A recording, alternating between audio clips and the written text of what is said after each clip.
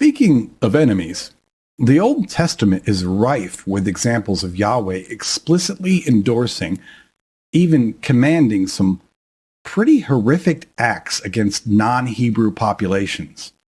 Genocide? Check. Slavery?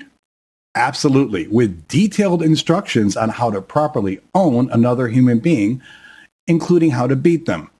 Forced sexual servitude? Sadly, that makes an appearance too. The justification? These people weren't part of the chosen tribe.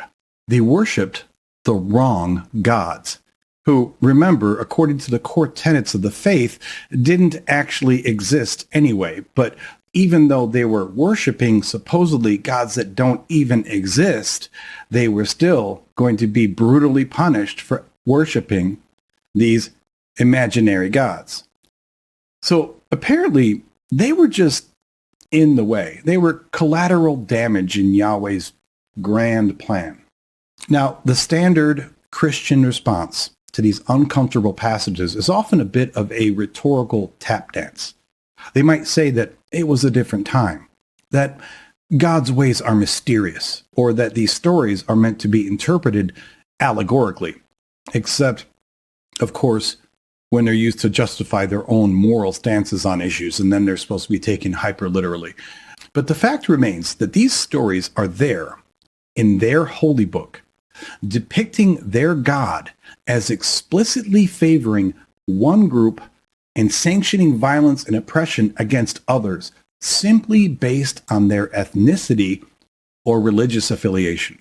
And here, back to the central point, is where the potential for modern-day bigotry truly creeps in.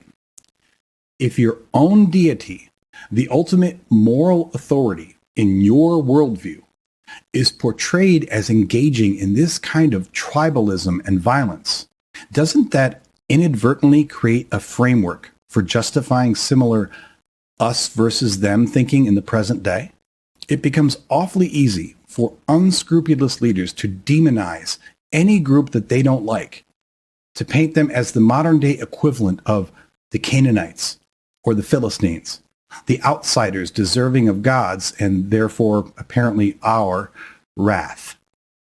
The groundwork for exclusion and prejudice is just kind of baked in